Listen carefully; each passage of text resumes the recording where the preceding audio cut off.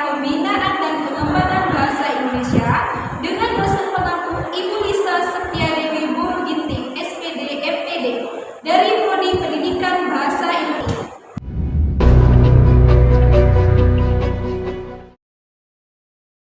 Poin pertama, melestarikan bahasa Indonesia. Menjaga kelestarian bahasa dengan menghindari penggunaan bahasa asing yang berlebihan dan menjaga kosakata asli bahasa Indonesia.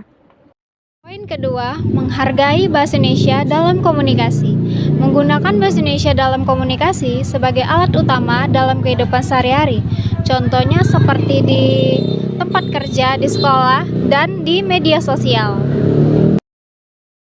Poin ketiga, mempopulerkan bahasa Indonesia di dunia internasional. Mempromosikan bahasa Indonesia di dunia internasional dengan pengajaran bahasa, budaya, dan literatur Indonesia.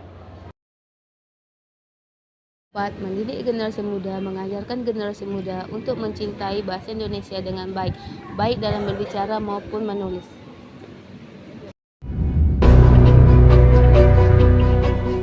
Ada beberapa bahasa-bahasa di antara yang saya sebutkan tadi itu dibakukan menjadi bahasa Indonesia. Kita tidak sama dengan bahasa Melayu, tidak sama dengan bahasa daerah, tidak sama dengan bahasa asing. Tapi memang itulah salah satu kebanggaan bangsa Indonesia itu kan karena kita punya bahasa persatuan, bahasa Indonesia. Ingat konsep Sumpah Pemuda, menjunjung tinggi bahasa persatuan, bahasa Indonesia. Kalau negara tetangga, bahasa negaranya ada dua, satu bahasa Melayu, satu bahasa Inggris. Kalau kita walaupun negara kita yang terdiri dari beberapa suku bangsa, lebih dari 500 sekian suku bangsa, kita tetap bertahan satu konsep bahasa Indonesia itu sebagai bahasa persatuan dan bahasa yang harus memang betul-betul kita junjung tinggi dalam persatuan dan kesatuan. Jadi sisi positifnya itu tadi ya. Lanjut nih Pak, ada pertanyaan ketiga nih. Apa tantangan besar bahasa Indonesia pada era globalisasi? Banyak tantangannya. Salah satu ya dipengaruhi oleh modernisasi. Yang kedua dipengaruhi oleh bahasa-bahasa gaul. Yang ketiga dipengaruhi oleh bahasa-bahasa prokem. Dan yang ketiga dipengaruhi oleh lingkungan yang kadang-kadang lingkungan itu tidak mendukung sepenuhnya terhadap proses dan perkembangan bahasa Indonesia. Ini tantangan berat. Kita sebagai generasi muda, apalagi kita orang jurusan bahasa, pertahankan ini. Kaidah penulisan dan penyebutan dalam konsep bahasa Indonesia pertahankan. Jangan sampai kita orang bahasa dipengaruhi oleh bahasa lain. Itu dia. Kita harus lestarikan bahasa kita ya. Iya. Globalisasi kan banyak cobaan yang ada sekarang nih, pengen yang kayak gaul beda dari yang lain. Apa maksudnya ya Pak? Menciptakan bahasa baru ya, yang bikin bahasa Indonesia-nya agak tersendiri. Salah satu itu dia pengaruhnya. Gugurlah harkat martabat sebagai bahasa Indonesia itu. Lanjut Pak, di pertanyaan kedua. Bagaimana nih pengaruh bahasa asing seperti bahasa Inggris terhadap dominasi bahasa Indonesia dalam kehidupan sehari-hari, dan apa dampaknya terhadap pembentukan identitas nasional? Kalau kita cerita pengaruh bahasa asing itu tidak bisa kita pungkiri, karena bahasa asing itu juga bagian dari bahasa Indonesia. Seperti yang saya sebutkan dari awal tadi, salah satu untuk pengembangan modernisasi bahasa Indonesia itu kan tidak terlepas dari bahasa asing.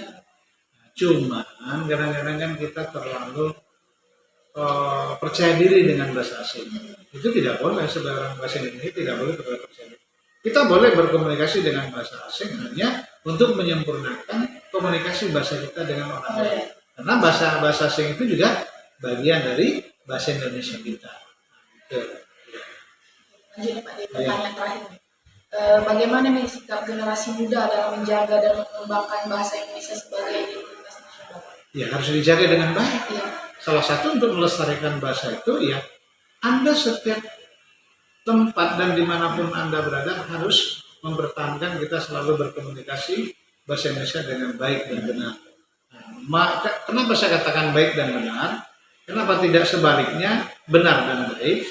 Benar itu belum tentu baik, tapi kalau sudah baik sudah tentu benar, apalagi dalam pengucapan bahasa Indonesia. Jangan dipleset-plesetkan lah. Bahasa itu tidak perlu dipleset-plesetkan. Kadang-kadang kita dipengaruhi oleh bahasa-bahasa prokem tadi, bahasa-bahasa lain itu yang kadang-kadang orang menganggap bahwa kita salah kaprah. Tidak boleh. Sebagai warga negara Indonesia, sebagai orang yang mempunyai jurusan di pendidikan bahasa Indonesia. Pertahankan bahasa Indonesia itu sesuai dengan kaidah bahasa Indonesia. Nah, itu pesan saya kepada kita selaku pelajar, apalagi kita jurusan Indonesia, pertahankan itu dengan baik. Ya, saya pikir itu. Ya. Baik Pak, terima kasih banyak untuk 5 pertanyaan yang sudah Bapak jawab ini. Kami selaku kelompok 6 mengucapkan terima kasih untuk jawaban Bapak, dan kami mahasiswa UMN semester 6 juga terima kasih kepada Bapak yang sudah menjawab pertanyaan kami Pak. Kami izin undur diri.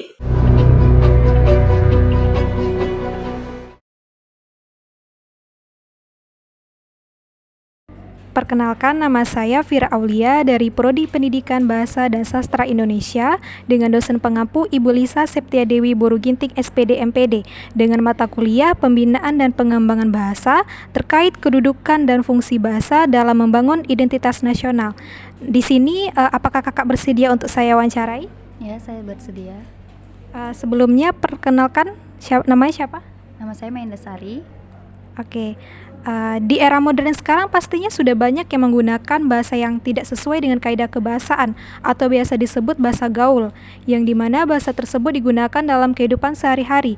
Nah, dengan adanya fenomena tersebut, bagaimana tanggapan kakak mengenai hal tersebut?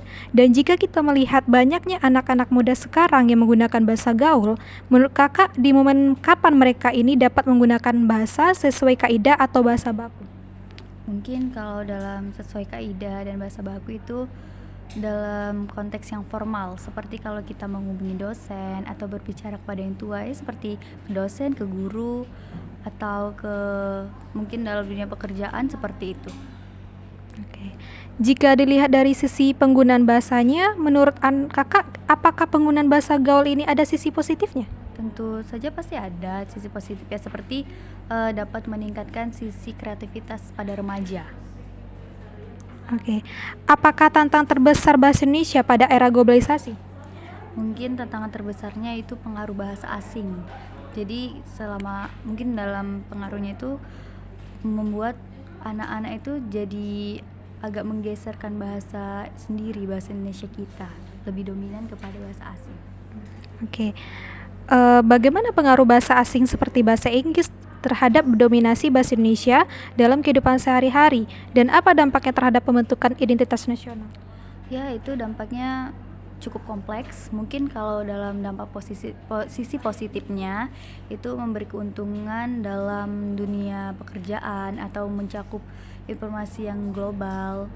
Kita dapat dengan mudah mengakses kayak informasi-informasi yang dari luar. Tapi kalau dampaknya negatifnya mungkin yang tadi saya jelaskan ada di awal, seperti kayak menggeserkan atau melengsarkan pelestarian kita terhadap budaya kita itu agak menggeser terhadap bahasa kita sendiri. Seperti itu.